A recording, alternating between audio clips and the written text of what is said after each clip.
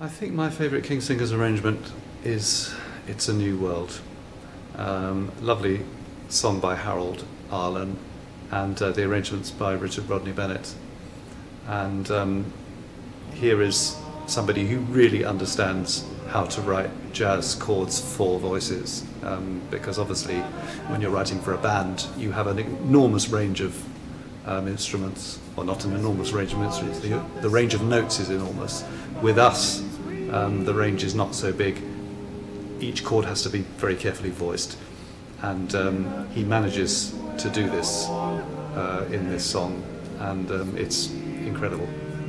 Again, as you think about your favourite King Singers arrangement and the reasons for that arrangement being your favourite, that could probably change on a daily basis. But as I cast my mind back to the hundreds and hundreds of pieces that I've sung in my time in the King Singers, there's one particular arrangement of A Christmas Carol which I think every time I've been lucky enough to be a part of a performance of that piece, it's lifted my heart, it's made me very, very happy. And that's got to be Philip's arrangement of Noël Nouvelet, just because it's such an uplifting piece of music.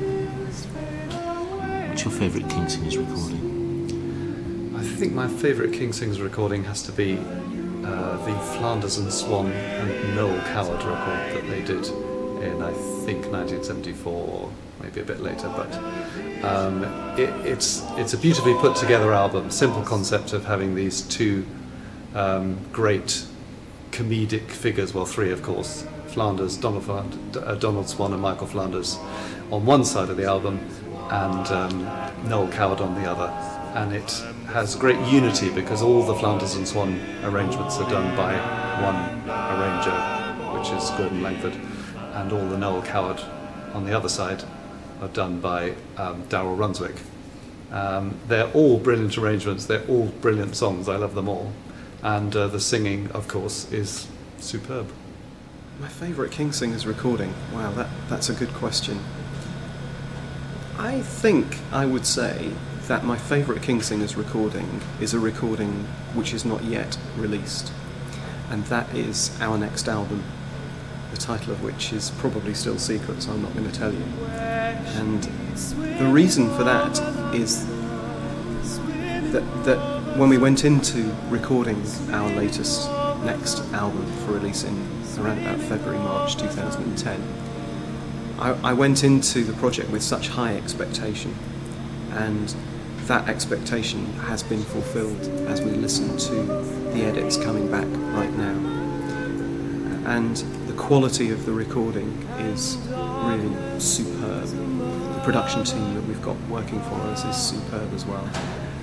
And it's the most fun I've had doing a recording.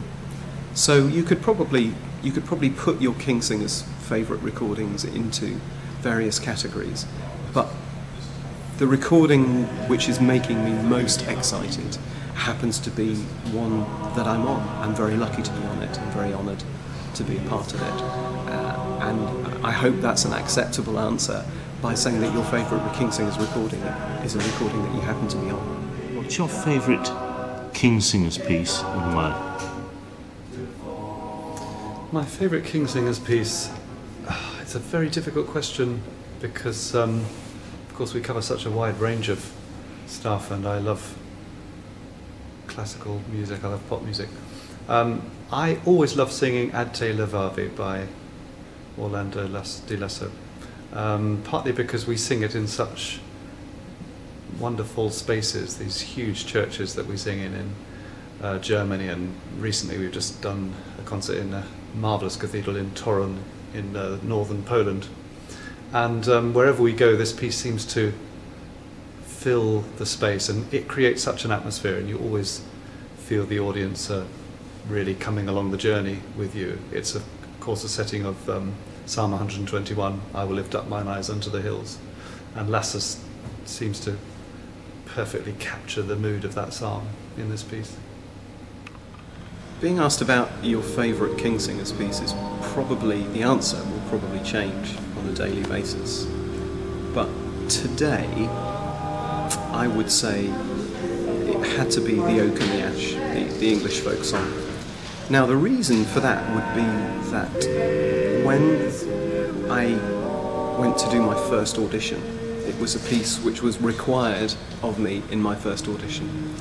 And in learning it, I had the pleasure of listening to Bill Ives singing the solo at the very beginning.